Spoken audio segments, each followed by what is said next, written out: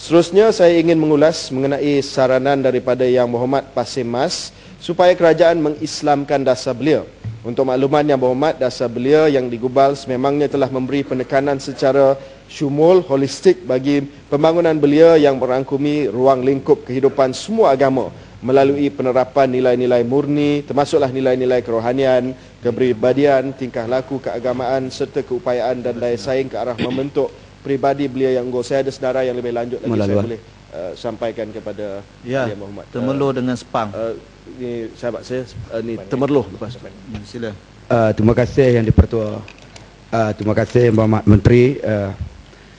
Berkait dengan hasrat dan juga tindakan untuk menerapkan nilai-nilai murni dalam Kementerian Belia dan Sukan. Baru-baru ini negara kita gempar dengan kes rogol di Sukma. Dan apabila kita meneliti pemberitaan yang berkait dengan kes ini, ialah merujuk kepada bagaimana minuman keras begitu mudah masuk dalam perkampungan sukan yang terletak pula dalam UPM, dan disebut mangsa diperkosa dalam keadaan mabuk dan juga pihak yang melakukan jenayah juga dalam keadaan yang sedemikian. Jadi itu yang pertama. Kemudian yang kedua, apakah sebenarnya keadaan keselamatan atlet dalam satu sukan yang diadakan dalam sebuah perkampungan itu begitu longgar sehingga boleh menjejaskan masa depan mereka. Dan saya mengharapkan selepas ini mungkin pihak berkuasa akan mengambil tindakan tegas, tetapi tidaklah dilepaskan percuma dengan menganggap bahawa atlet tersebut mempunyai masa depan yang cerah lalu dibebaskan sebagaimana pernah berlaku sebelum daripada ini. Terima kasih. Sepang. Terima kasih kepada Menteri. Terima kasih kepada Ketua. Tadi yang Menteri mengatakan bahawa ingin mewujudkan nilai-nilai Islam dalam program belia ini. Saya ingin bertanya, dalam saya tahun lepas ada satu hari sambutan belia negara di Putrajaya yang menyaksikan perhimpunan seluruh belia di seluruh negara, dan pada program tersebut saya rasa yang Menteri tahu bahawa dijemput penyanyi K-pop daripada Korea dengan berpakaian yang kita rasa tak sesuai dengan budaya masyarakat di timur ini, dan saya dipahamkan dibelanjakan wang berjuta ringgit untuk memanggil artis K-pop ini. Sedangkan kalau sekiranya kita nak menyelamatkan belia daripada masalah-masalah sosial ini, masalah-masalah moral ini, sepatutnya kita memanggil lah paling kurang pun artis Malaysia. Kenapa kita harus panggil artis yang kita menelan belanja berjuta ringgit dan kita hidangkan pula dengan program-program yang lara itu? Jadi saya harap Menteri dapat mengambil perhatian terhadap perkara ini untuk program-program belia pada masa akan datang. Mungkin bertajam. Menteri, boleh sambung sikit? mana satu? Kapal boleh? Kapal. Teruskan. Okay. Terima kasih Menteri. Saya nak tekankan kat sini, gejala sosial dengan jenayah sekarang melibatkan belia. Apakah langkah-langkah drastik jangka masa pendek yang diambil oleh Menteri Belia dan Sukan untuk mengatasi masalah penglibatan jenayah oleh belia kini? Terima kasih.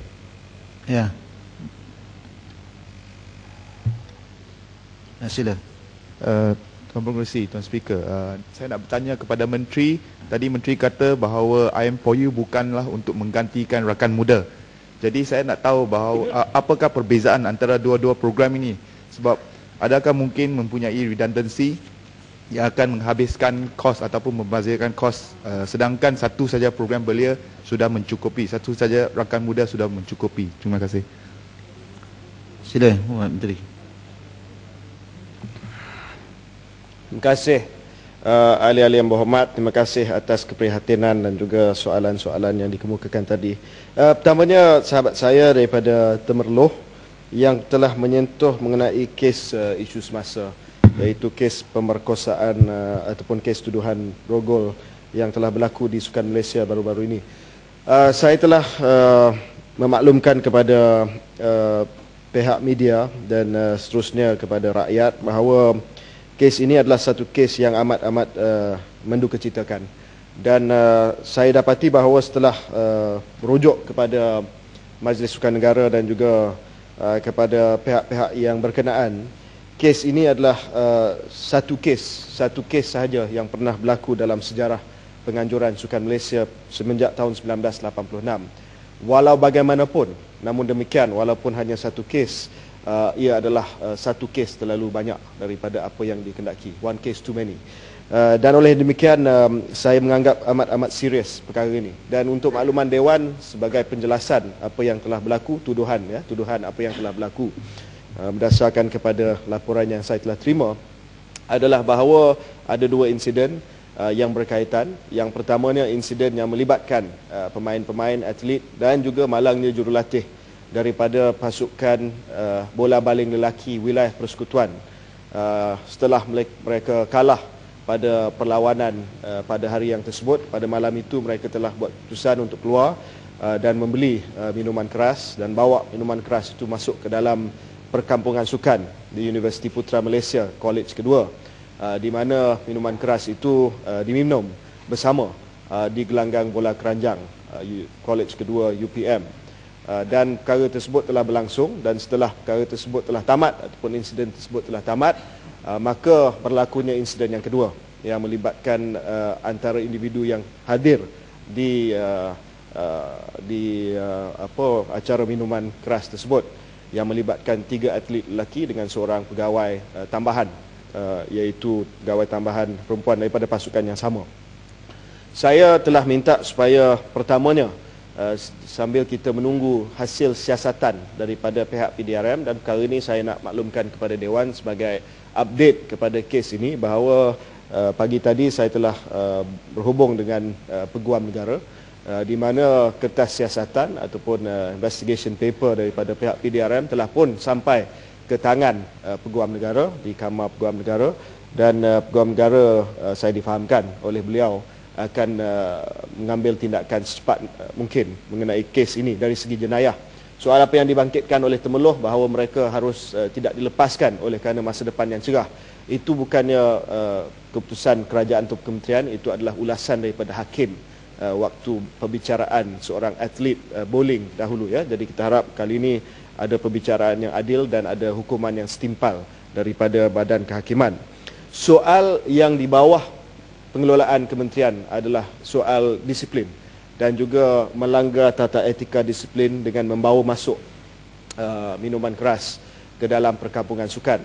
Saya telah minta Datuk Seri Zulkifli Sembong sebagai Ketua Pengarah MSN untuk buat satu postmortem berdasar secara rapi dan cepat mengenai bagaimana perkara ini boleh berlaku. Kita, untuk makluman Dewan, kita bekerjasama dengan Universiti Putra Malaysia dari segi keselamatan. Saya sendiri telah melawat perkampungan sukan dan melihat bahawa ada kerjasama daripada security UPM, ada kerjasama daripada polis diraja Malaysia, tetapi saya juga tidak berpuas hati kenapa insiden meminum minuman keras itu boleh berlangsung dalam satu keadaan yang terbuka, iaitu gelanggang bola keranjang, tanpa pengesanan daripada mana-mana security ataupun anggota keselamatan. Perkara tersebut saya akan maklumkan kepada orang ramai selepas saya menerima maklum balas daripada Jawatankuasa Siasatan, yang pertama. Yang kedua, kalau sekiranya saya sendiri tidak puas hati dengan bedah siasat yang dilakukan oleh MSN itu sendiri, saya akan lantik pihak ketiga, iaitu mungkin Kementerian Ketua Setiausaha Kementerian, untuk melaksanakan siasatan supaya ada pihak ketiga yang boleh sahkan siasatan yang dijalankan oleh MSN. Untuk masa depan, Yang Berhormat, saya proaktif untuk melihat bahawa perkara ini tak akan berulang.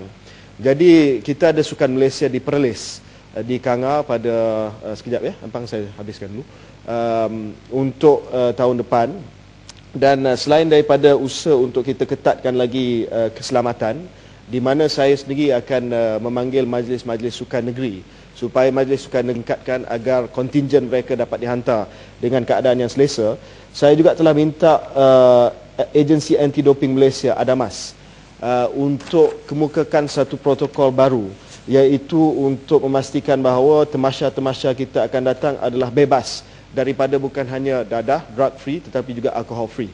dan ini akan melibatkan beberapa langkah, terutamanya langkah-langkah yang melibatkan ujian breathalyzer secara rawak ataupun secara rambang, supaya kita dapat memastikan bukan hanya atlet kita bebas daripada dadah, sama ada recreational drugs ataupun performance enhancing drug, tetapi sentiasa bebas daripada alkohol. Ampang, perkara yang sama sebab saya nak pergi ke okey. Ya, Ampang. Memandangkan mangsa-mangsa ini adalah orang perempuan yang kes rogol dan memandangkan mangsa-mangsa yang terjadi dalam Kementerian Sukan itu, dalam pesta-pesta sukan adalah anak-anak gadis, orang perempuan yang kena rogol. Jadi saya minta Menteri membuat satu pendekatan yang lebih serius, dan ada pemantauan yang lebih serius terutama untuk anak-anak perempuan ini, dan jangan menjadikan menulis sukan ini sebagai satu pergaulan bebas. Seolah-olah ini trend ini sudah terjadi dalam sukan-sukan yang diadakan, satu trend pergaulan bebas, dan berlakunya kes-kes seperti begini. Bermula daripada atlet India yang kena rogol oleh jurulatih sampai minum racun, dan seterusnya banyak lagi kes-kes yang begini yang melibatkan anak-anak gadis. Jadi menteri yang baru ni saya harap akan menjadi pelindung kepada mereka, insya-Allah. Ya. Terima kasih Yang Berhormat daripada Ampang.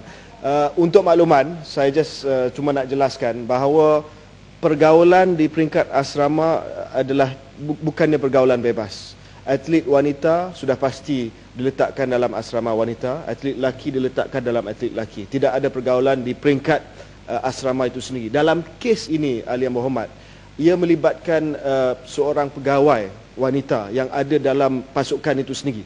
Oleh yang demikian tak dapat dielakkan daripada beliau bergaul dengan pemain sebab dia adalah pegawai pengiring bagi pasukan. Tetapi saya telah minta supaya kita melihat semula kepada pegawai-pegawai pengiring. Sebab pegawai pengiring ni umurnya 19 tahun. Yang mengiring pasukan atlet 18 tahun. Jadi di situ teguran telah diberi kepada Majlis Sukan Wilayah Persekutuan bahawa pegawai pengiring ni juga tidak seharusnya datang daripada kalangan umur yang sama, yang sebaya. Sebab itu akan menimbulkan kes-kes seperti ini. Dan kita telah mengambil langkah awal. Saya telah minta supaya Majlis Sukan Wilayah Persekutuan gantung bukan hanya pemain-pemain yang terlibat, pegawai-pegawai terlibat, pengurus pasukan juga, dan telah minta Persekutuan Bola Baling Malaysia, Malaysian Handball Federation untuk gantung mereka sampai siasatan ini dilaksanakan. Tapi terima kasih kepada Ahli Yang Berhormat, saya akan terus menjadi pelindung kepada atlet-atlet wanita, insya-Allah, dalam masa yang akan datang. Untuk makluman, untuk nak bantu, tak payahlah.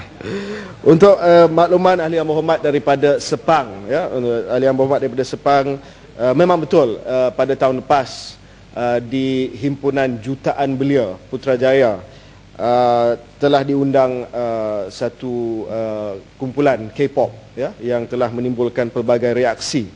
Oleh yang demikian, untuk Festival Belia Putrajaya, acara yang sama tahun ini tapi kita guna nama yang beza. Tahun lepas Himpunan Jutaan Belia Putrajaya, tahun ini Festival Belia Putrajaya. Kita telah mengubah cara ataupun pendekatan supaya perkara yang sama tidak diulangi.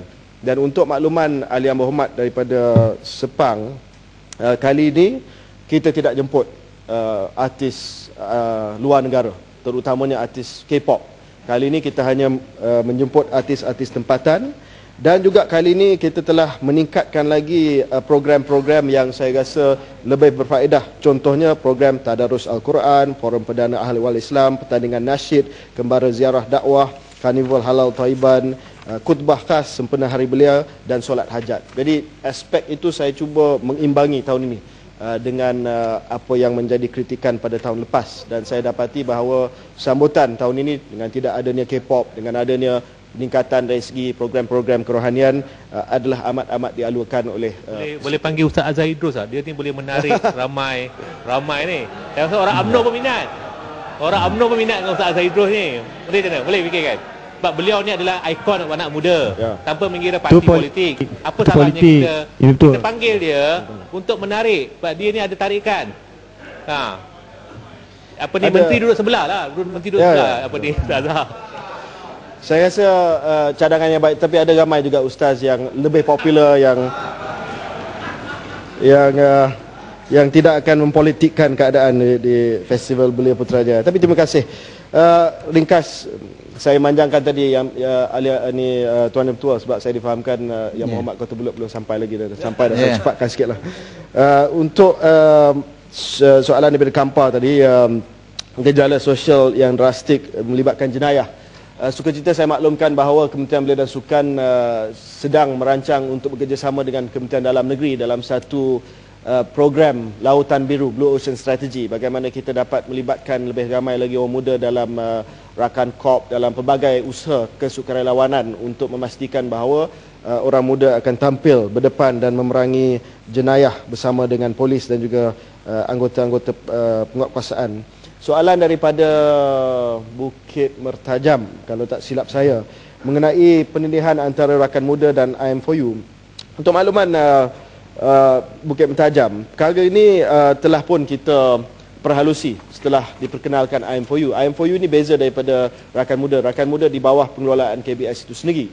Tapi IM4U adalah satu badan khas yang ada lembaga pemegang amanahnya yang dipengusikan oleh Ahmad Mohamad, Perdana Menteri sejak saya telah minta supaya program-program rakan muda dan IM4U tidak bertindih. IM4U lebih kepada program-program yang dicadangkan oleh orang muda yang ada idea kesukarelawanan, dia tampil ke hadapan untuk mendapatkan grant daripada IM4U bagi program kesukarelawanan di peringkat yang lebih tinggi lagi. Rakan muda, kita masih lagi fokus kepada sama ada mereka yang masih ada di sekolah, school leavers, dari segi program-program kepimpinan dan kesukarelawanan di peringkat umur yang lebih rendah lagi. Jadi dia ada beza, dan program rakan muda adalah program yang disediakan, yang dirangka oleh kementerian sendiri, manakala IM4U lebih kepada program yang direka oleh mereka yang minta pembiayaan.